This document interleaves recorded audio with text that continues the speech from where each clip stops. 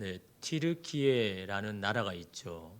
예전에는 터키라고 불렀는데 요즘은 튀르키예라고 이렇게 불러달라라고 그렇게 이야기합니다. 이 튀르키예에 카파도키아라는 이 도시가 있는데 이 도시의 지형이 참 놀랍죠. 그래서 많은 영화의 배경이 되기도 하고 뭐 SF 영화에 아니면 뭐 이렇게 다른 우주에 갔을 때 뭐 이렇지 않을까라고 해서 영화에 많은 촬영지가 되고 있는데 여러분 이 지형을 보면 다 바위로 덮여 있죠. 온 산과 지역이 이런 큰 바위로 쌓이고 쌓여서 이렇게 된 지형이다 보니까 평지가 없습니다. 평지 찾기가 어렵죠. 그 말은 무엇을 이야기합니까? 집을 짓고 살기에는 너무너무 힘든 곳이다라는 겁니다. 뭐 평평한 곳이 있어야 집을 지을 텐데 다 울퉁불퉁하고 바위로 이렇게 되어다 보니까 여러분 그곳에 사는 사람, 물론 사는 사람이 있거든요. 거기 어떻게 사람이 살았을까 참 신기합니다. 요즘같이 뭐 중장비가 있어가지고 이 돌산들을 막 다 깎아서 하면 그러면 뭐 살 수도 있겠지만 여러분 그 당시에 그런 게 없잖아요. 일일이 손으로 파가지고 이렇게 그 바위를 다 파가지고 그렇게 살아야 되는데 근데 놀라운 것은 그 역사 속 카파도키아 사람들은 그렇게 사는 것에 불만을 쏟아놓기보다는 오히려 좋았다라는 답변을 한 겁니다. 여러분 이런 상황에 여러분 살아라 그러면 여러분 좋았다라는 답변하기보다는 원망과 불평이 더 많지 않습니까? 아니 여기서 어떻게 산다고? 사는 것 자체부터 힘든데 마시는 것도 먹는 것도 도무지 살아갈 수가 없는데 근데 실제로 여기에 살았던 사람들은 불만이 아니라 너무너무 좋았다라고 그렇게 고백하며 살았다라는 겁니다. 도대체 뭐 때문에 이렇게 할 수 있을까? 그런데 이 카파도키아 초기 정착민이 누구였냐 하니까요. 대부분 로마 제국의 기독교 박해를 피해서 도망온 사람들, 그리스도인들입니다. 그래서 여러분 네로 황제의 박해가 심할 때 산으로 들로 막 도망을 쳤다고 하죠. 그 산이 여러분 우리가 보는 보기 좋은 그런 산이 아니라 여러분 조금 전에 봤던 그 사진과 같은 돌로 해가지고 도무지 살 수 없는 그곳으로 다 숨어 들어갔습니다. 근데 거기에 온 사람들이 어떤 마음을 가졌을까요? 이렇게 피해서 왔는데 너무 좀 좋은 곳이 아니면 얼마나 좋을까라고 아니라 그들에는요 감사가 넘쳤다라고 이야기했습니다. 왜요? 우리의 눈에 보기에는 너무 불편한 환경인데 그들의 눈에는요 너무너무 안전한 곳, 로마 제국의 힘이 더 이상 미치지 아니하는 천년 요새와 같은 이곳에 오게 하신 하나님 앞에 감사했다라는 겁니다. 같은 곳을 바라보는데 어떤 사람은 너무나무 힘든 어려운 상황인 반면에 여러분 믿음의 사람 그리스도인에게는요 이런 어려운 상황 속에도 우리를 지켜주실 이 귀한 곳을 주신 하나님 앞에 감사하고 있다라는 겁니다. 여러분 감사라는 게 어떤 겁니까? 여러분의 눈에 보이는 형편에 따라 감사하는 게 아닙니다. 우리 가운데 행하신 그럼에도 불구하고 우리를 잊어버리지 아니하고 버리지 아니하고 우리를 지키시고 보호하시는 그 하나님으로 인해서 여러분 감사하는 것이 여러분 우리의 감사가 아닙니까? 이들이 바로 거기에 살면서 여러분 그렇게 감사했다라는 겁니다. 그런데 여러분 그곳에 바위를 동굴처럼 이렇게 파고 들어가서 자신의 은신처를 이렇게 만들었는데요. 그렇게 자신이 사는 집도 만들고 많은 그리스도인들이 여기에요. 뭘 만들었냐 하니까 이 석굴 교회를 만들었습니다. 예배 드릴 수 있도록 무려 30개의 석굴 교회가 여기 지역에 여기저기 여러분 다 떨어져서 만들었다라는 겁니다. 여러분 그거 얼마나 봅니까 여러분? 빛 하나 들어오지 않습니다. 그 어두운 곳에 촛불 하나 의지해서 여러분 그 교회를 여러분 지어갔다는 것입니다. 그런데 여러분 더 놀라운 것은 그 교회의 그 천정과 벽에 그리스도인과 성직자들이 뭘 했냐 그러니까 프레스코 그림을 새겨놨습니다. 컴컴한 그 촛불 의지하면서 그림들을 새겨나갔는데 그 그림이 어떤 그림이냐? 예수님의 일생, 예수님이 태어나셔서 어떻게 복음을 전하고 어떻게 하신 그 놀라운 하신 일들, 바다를 잠잠케 하고 안전뱅이를 일으키고 그 하신 놀라운 일들, 그 일들을 여러분 하나씩 그림을요 천정부터 벽까지 딱 그려놓았다고 합니다. 또한 12사도들이 어떻게 목숨을 걸고 숭배하면서 그 복음을 했는지에 대한 그 기록도 그 벽에다 다 기록해 놓았습니다. 왜 해놨을까요? 왜 그걸 해놓습니까? 잊어버리지 않으려고, 신앙을 붙들려고, 빛이 들어오지 않은 그 동굴 속에서도 내가 받은 그 복음의 놀라운 비밀을 기억하려고, 잊어버리지 않으려고 그것을 새기면서 보면서, 이런 예수님께서 이런 놀라운 일을 하셨구나, 우리에게 이런 일을 하셨구나. 그래서 이러면 그 가운데 속에서도 하나님 앞에 감사하고 신앙을 지키려고 그렇게 몸부림을 쳤다라는 겁니다. 여러분, 우리는 그런 신앙의 모습을 보면서 숙연해져야 되는 거죠. 대단한 믿음이다. 평안해서 그렇게 하나님 앞에 믿은 게 아니라 아무도 살지 않는 그 동굴 속에 들어가서 그곳에서 내 신앙을 잊어버리지 아니하고 지키려고 그렇게 몸부림쳤던 그 신앙의 모습을 여러분 우리가 보면서 도전을 받아야죠. 여러분, 우리는 한 번도 경험하지 못한 이 코로나의 상황 가운데 저와 여러분은 여러분의 신앙을 지키려고 어떻게 무단히 노력을 했습니까? 하나님께 받은 은혜를 잊어버리지 않으려고 어떻게 주님 앞에서, 여러분 하나님 앞에서 애를 썼습니까? 너무 힘들고 경험하지 못하는 것이라고 해서 그냥 새싹과 타협하면서 우리의 신앙을 지켜간 것은 아닙니까? 주님, 이렇게 힘든 거 아시잖아요. 어려운 상황 아시잖아요. 그냥 눈 감아가 주십시오. 그렇게 우리의 신앙을 하고 있습니까? 여러분, 우리가 그들의 신앙을 바라보면서 그들만 그리스도인입니까? 오늘 우리도 그리스도인이잖아요. 그들만 주님을 따라간 사람입니까? 오늘 우리도 이 땅에서 살아가지만 예수 그리스도의 그 길을 따라가고자 여러분 결정하고 결단하면서 여러분 살아가는 똑같은 그리스도인 아닙니까? 그러면 우리도 똑같은 그 그리스도인의 발자취를 따라가야죠.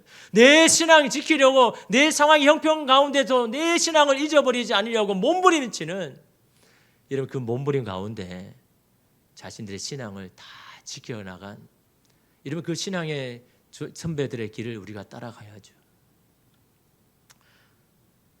여러분, 그러기 위해서는요, 이 역경을 신앙의 기회로 삼은 그들을 보면서 오늘 우리 또한 깨달아야 할 게 있습니다. 여러분, 그들은요, 그 어려운 순간에 어떻게 그것을 버텼을까? 그것은 바로 고난에는 하나님의 분명한 목적이 있다라는 것을, 그것을 알았기 때문에 그 시간들을 버틴 겁니다.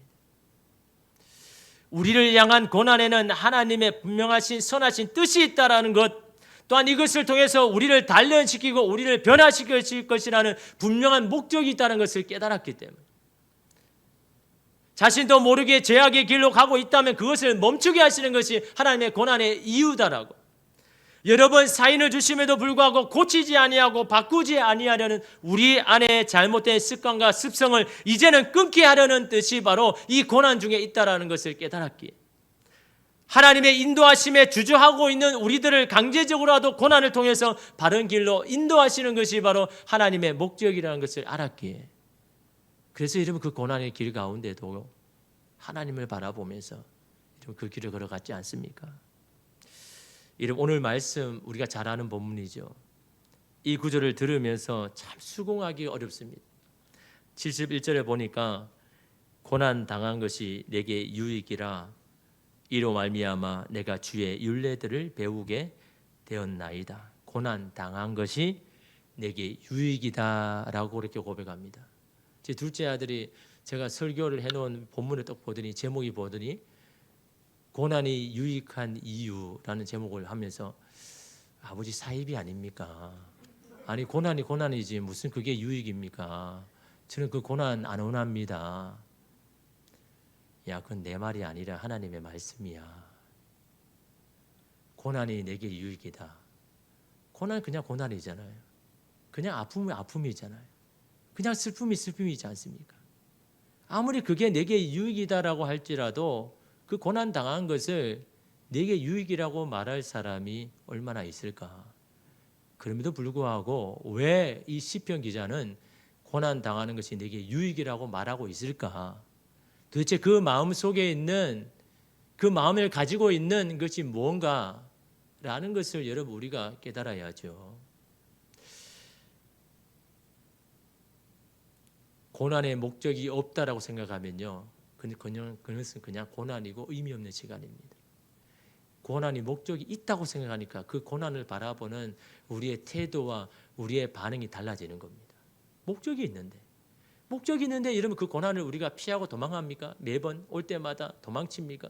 그 고난에는 하나님의 목적이 있다고 이러면 여기는데, 목적을 발견하지 못하는 사람은 다 의미 없는 시간이죠. 그냥 나를 힘들게 하는 시간이죠. 그냥 없어서는 시간이지만, 그 목적을 발견한 사람은 여러분 그 고난이 내게 유익이다라고 이런 말할 수가 있는 겁니다. 여기서 여러분 유익이라는 히브리어는요 토부입니다. 제가 이 토부에 관한 말씀 많이 드렸죠. 이 토부는 선하다, 하나님 보시기에 아름답다라는 뜻입니다. 여러분 선하다라는 뜻을 제가 말씀드렸잖아요. 무슨 뜻입니까? 완전하다, 완벽하다. 다시 말하면 고난 당한 것이 내게 완전합니다, 완벽합니다, 하나님 보시기에 너무 좋습니다, 하나님의 뜻에 부합됩니다 라고 고백할 때는요 뭔가 있어야죠. 그거 없이 여러분이 고백할 수 있습니까? 아니 고난 당한 것이 어떻게 완벽합니까? 완전합니까? 내게 어떻게 선한 것입니까? 고난의 목적이 있다는 것을 발견하니까 그것이 내게는 완전합니다, 그 고난이 내게 너무 필요합니다 라고 그렇게 여러분 고백할 수가 있지 않습니까? 그 목적을 발견하고 그 목적대로 그 고난에 적극적으로 임할 때에 하나님의 뜻이 온전히 저와 여러분을 통해서 이루어진다라는 겁니다. 여러분 물질적인 어려움에 찾아왔습니까? 목적을 모르는 사람은 이렇게 기도할 거죠. 왜 나를 이런 어려운 상황에 처하게 하십니까? 왜 나를 매번 이렇게 물질적으로 어려움에 처하게 하십니까? 라고 기도하겠지만, 여러분 하나님의 고난의 목적을 아는 사람은요 기도가 달라지는 겁니다. 주님, 이것을 통해서 내가 물질적인 것에 있어서 잘못 행하고 있는 것이 어떤 부분인지 알게 해주십시오. 이것은 분명 내게 허물이 있는 겁니다. 물질을 제대로 살게 하지 못한, 사용하지 못한 분명한 잘못된 습관이 내게 있는 줄 믿습니다. 그러니 하나님 이 물질적 어려움을 통해서 나를 보게 하여 주시고 이런 습관들을 바꿔가는 기회가 되게 해달라고 여러분 기도가 달라지는 겁니다. 뭘 깨달으면요? 고난의 목적이 있다는 것을 깨달으면요. 여러분 건강에 고난이 왔습니까? 목적을 모르는 사람은 이렇게 기도하겠죠. 다른 사람이 아니 왜 나에게 이런 질병이 찾아오게 하셔서 나만 힘들게 하십니까? 라고 그렇게 기도하겠죠. 고난의 목적을 모르는 사람은. 그러나 여러분 고난의 목적을 아는 사람은 어떻게 기도합니까? 주님, 이 질병이 하나님의 영광을 나타내기 위함이라면 내가 이 질병의 고통이 심히 아프더라도 감수하겠습니다. 참아내겠습니다. 왜? 이것이 하나님의 영광을 드러내는 목적이기 때문에. 내게는 힘들다 할지라도 그 질병을 끌어안고 참아낼 거 아닙니까? 반면에 이 질병이 나의 무지나 게으름, 부주의함에서 온 것이라면 이 기회를 통해서 나의 식습관과 게으름을 고치겠습니다. 다시 한번 나에게 기회를 주십시오. 이런 목적을 깨달으면 기도가 달라집니다. 중한 병을 얻어도요, 침상에 누워서라도 기도가 달라지는 겁니다. 여러분 우리가 하나님 앞에 이렇게 기도할 수 있는 이유가 뭡니까? 이 고난은 분명한 나를 향한 하나님의 목적이 있다라는 것, 그것을 여러분 깨달으면요 우리의 기도가 원망과 불평이 아니라 하나님 앞에 더욱더 간절하게 하나님 내게 다시 한번 기도를 주십시오, 다시 한번 주님 제대로 살 수 있도록 내게 기회를 주십시오라고 여러분 하나님 앞에 그렇게 기도할 거 아닙니까? 고난당하신 내게 유익이고 하나님의 선하신 뜻을 되기 위해서는요 우리가 깨달아야 할 게 있습니다. 오늘 본문의 구절을 자세히 보면요, 첫째로 다 자신과 결부시킵니다. 이 고난의 이유와 목적이 바로 나와 관련이 있다고 그렇게 고백하고 인정하더라는 거죠. 여러분 이것이 여러분 대단히 중요합니다. 다시 말하면 이 고난은 바로 나로 인함입니다, 나 때문입니다, 나를 위해서 하나님께 주신 것이다 라고 그렇게 인정하고 받아들이더라라는 겁니다. 이것을 인정할 때 고난이 내게 유익입니다. 근데 우리는 대부분 어떠합니까? 이 어려움을 다른 사람을 자꾸 돌리잖아요. 이 사람 때문에 이렇게 해서 내가 힘든 거야. 여러분 67절에 보십시오. 고난 당하기 전에는 내가 그릇 행하였더니 이제는 주의 말씀을 지키나이다. 고난 당하기 전과 이제가 완전히 달라졌다는 거예요. 내가 고난 당할 수밖에 없었던 이유는 바로 내가 전에 잘못 살았기 때문에 그렇습니다라는 것을 인정하는 겁니다. 그러므로 이제는 이 고난을 통해서 하나님의 말씀대로 살아가게 되었습니다라는 그런 고백을 하잖아요. 그러니까 이게 유익 아닙니까? 이 고난이 아니하면 전혀 나를 바꿔놓지 못하고 변화시키지 못하는데, 내가 잘못된 길로 가도 내가 내 스스로는 돌이킬 수 없는데, 이 고난을 통해서 이제는 그 잘못된 길을 되돌리게 하시고 이제는 말씀 따라 살아가게 하시는 것, 이제는 완전히 달라진 그런 모습을 있으니까 여러분, 그것이 내게 유익이죠. 이런 그 유익 아닙니까? 다른 어떤 것으로 바꿔놓지 못하는데 이 고난이라 할지라도 이 고난을 통해서 나를 바꿔놓는다 그러면 이것은 분명히 오늘 우리에게 유익 아닙니까? 현대의 성경을 보면요, 주께서 나를 벌하시기 전에는 내가 곧잘 잘못된 길로 갔으나 이제는 내가 주의 말씀을 지킵니다. 고난을 내가 잘못된 길로 가서 하나님께 받는 벌로 여기는 겁니다. 나의 잘못으로 여기는 거죠. 나 때문입니다라고 하나님 앞에 고백합니다. 그래서 하나님께서 스스로 멈추지 않기에 벌을 통해서라도 이제는 나를 멈추시고 하나님의 말씀대로 살아가는 주의 백성이 되게 하셨습니다라는 그런 고백을 여러분, 이 시편 기자가 하고 있지 않습니까? 여러분, 이러니까 고난 당하는 것이 내게 유익이라고 여러분 말할 수가 있잖아요. 고난 당하기 전과 지금과 똑같다 그러면 이게 무슨 여러분 유익입니까? 다른 분명한 것이 있기 때문에, 그러기 위해서는 어떻게 해야 됩니까? 이것을 자꾸 나와 결부시켜야 되는 겁니다. 나에게 허락한 것이고 나를 변화시키는 것이라고 자꾸 여러분 인정해야 된다라는 겁니다. 그런데 자꾸 남의 탓을 하면요, 여러분, 하나님의 이 고난을 통한 목적이 여러분 자꾸 미뤄지는 겁니다. 이 고난을 통해서 나를 바꾸기를 원하는데, 나를 변화시키기 원하는데 자꾸 여러분 다른 사람의 이유를 대면요, 하나님의 목적은 또 여러분 미뤄지는 겁니다. 여러분, 우리가 문제를 발생했을 때 그 원인과 이유를 가장 먼저 타인에게 돌릴 경우가 많잖아요. 평소 마음에 들지 않고 심기를 불편하게 한 사람에게 말합니다. 당신 때문에 이런 일이 일어났다라고. 이것이 바로 내가 그동안 당신에게 잔소리하고 야단친 이유라면서 이제 제발 좀 정신 좀 차리라라고 이렇게 말할 때가 많잖아요. 그러나 여러분, 우리에게 일어나는 일은요, 특히 그 일이 하나님의 계획하심임을 우리가 안다면 그 대부분의 일은 나와 관계된 겁니다. 이 상을 통해서 나에게 말씀하시는 겁니다.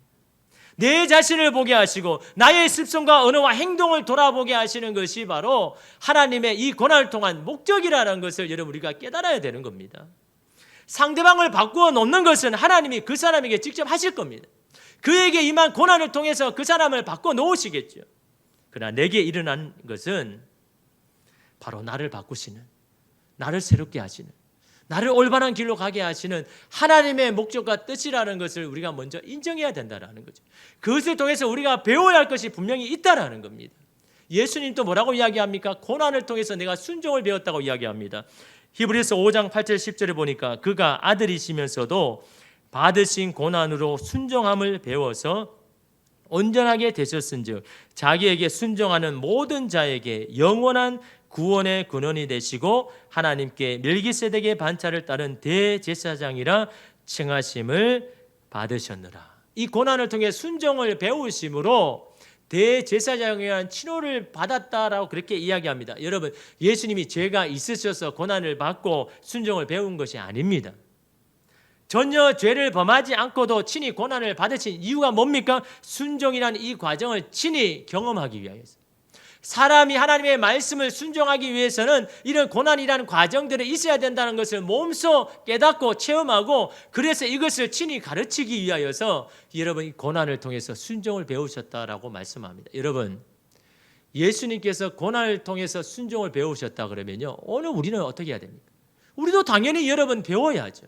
고난을 통해서 나를 연단시키고 훈련시킨 것들을 여러분 우리가 받으려고 해야 되지 않습니까? 그래서 베드로는 이렇게 말합니다. 베드로전서 4장 1절에서 2절 말씀에 그리스도께서 이미 육체의 고난을 받으셨으니, 왜 받으셨습니까?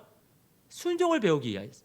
그 고난을 통해서 하나님께 받고 배워야 할 것이 있기 때문에 너희도 같은 마음으로 갑옷을 삼으라. 이는 육체의 고난을 받은 자는 죄를 그쳤음이니 그 후로는 다시 사람의 정욕을 따르지 않고 하나님의 뜻을 따라 육체의 남은 때를 살게 하려 합니다 라고 이야기합니다. 같은 마음으로 갑옷을 삼으라. 무슨 말일까요? 예수께서 이미 고난을 받으셨다, 너희가 잘 알지 않느냐? 고난을 통해서 배워야 할 것이 있기 때문에 고난을 받으셨다. 그러므로 너희도 같은 마음으로 그 고난에 임해라. 그것이 갑옷을 입는 것과 같다라고 말씀합니다. 여러분, 고난을 통해서 배우지 못하면요, 우리는 사단의 공격을 받습니다. 왜요? 그 고난은 의미가 없으니까. 그냥 우리를 힘들게 하는 거예요. 우리를 괴롭히면 하는 거니까. 그럴 때 하나님 앞에 우리는 원망하고 불평하잖아요. 하나님 왜 그러셨습니까?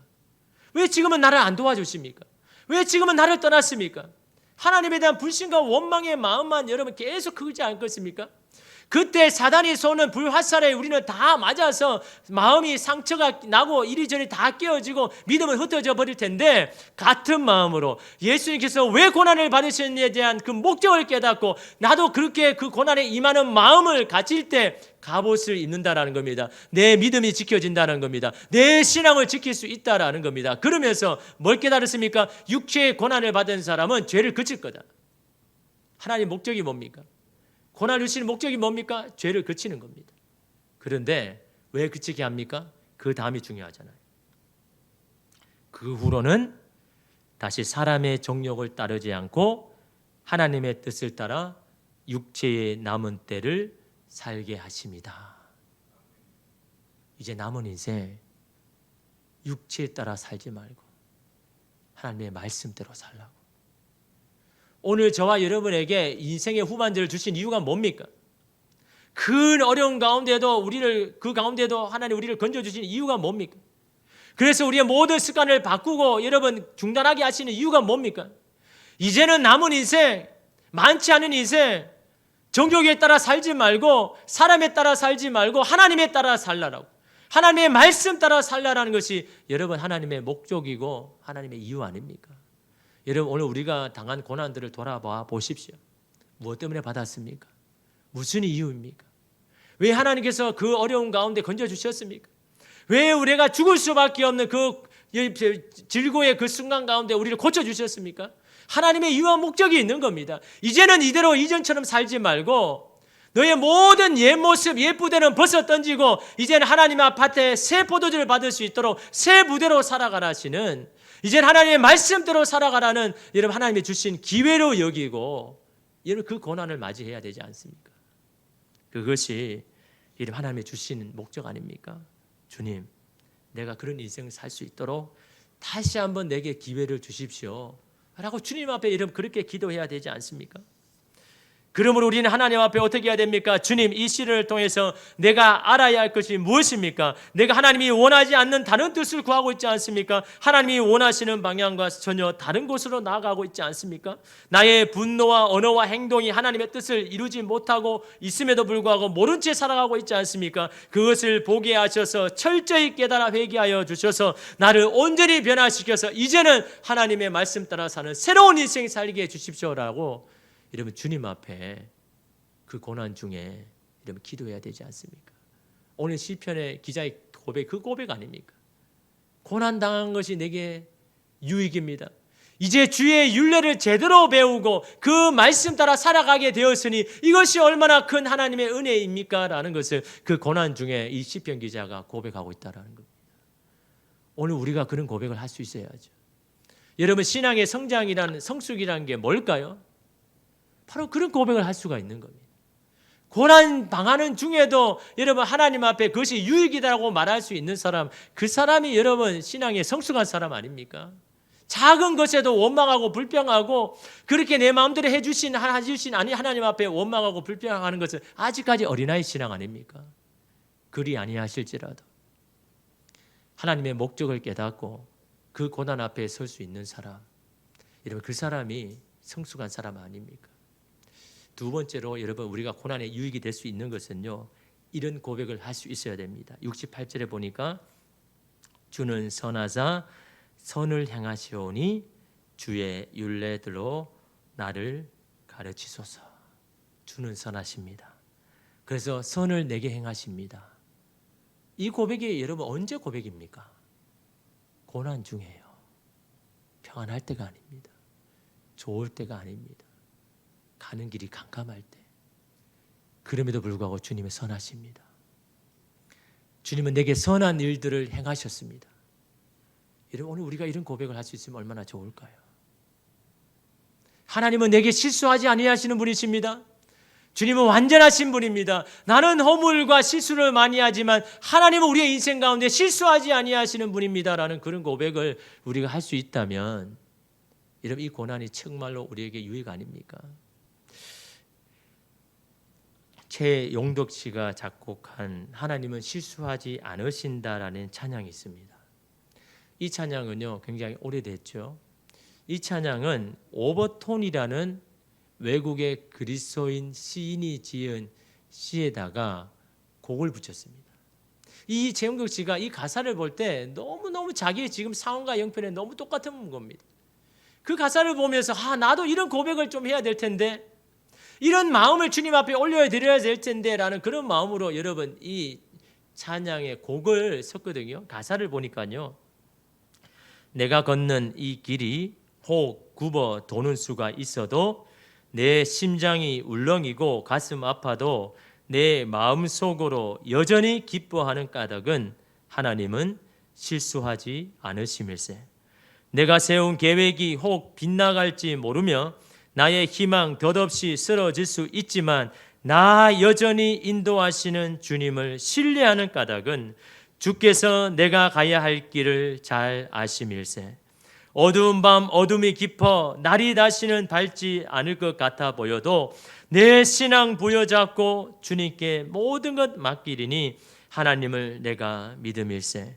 지금은 내가 볼 수 없는 것 너무 많아서 너무 멀리 가물가물 어른거려도 운명이여 오라 나 두려워 아니하리. 만사를 주님께 내어 맡기리. 차츰차츰 안개는 거치고 하나님 지으신 빛이 뚜렷이 보이리라. 가는 길이 온통 어둡게만 보여도 하나님은 실수하지 않으신다네. 여러분 이것이 신앙의 고백이죠.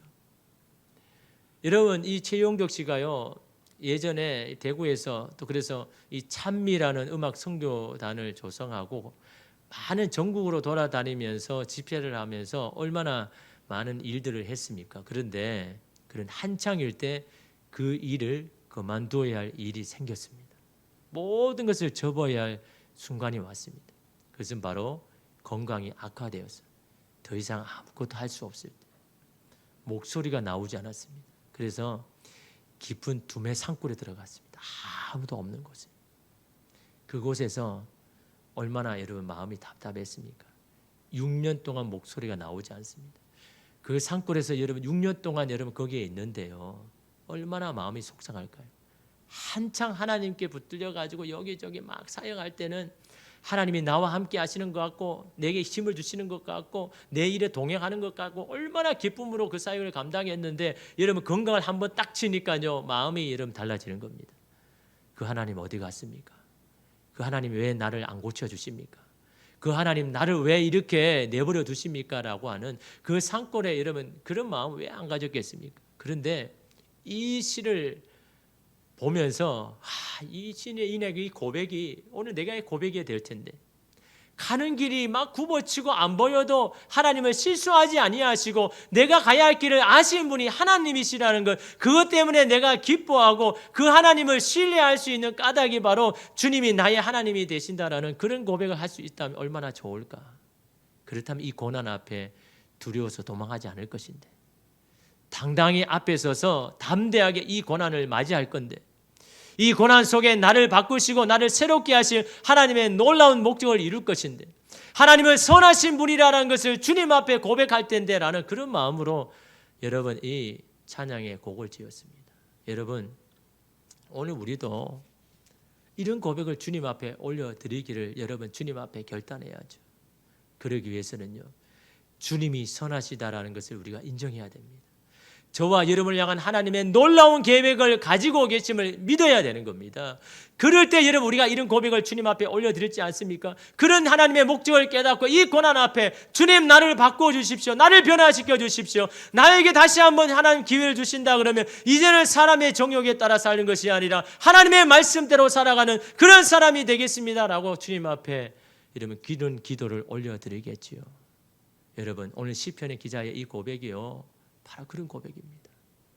고난 중에 고난 당한 것 때문에 가는 길이 캄캄해도 선하신 하나님, 선한 뜻을 행하시는 그 하나님 부여잡고 여러분 그 고난 앞에 서 있는 오늘 이 시편의 기자가 오늘 저와 여러분의 모습이 되기를 간절히 소망합니다.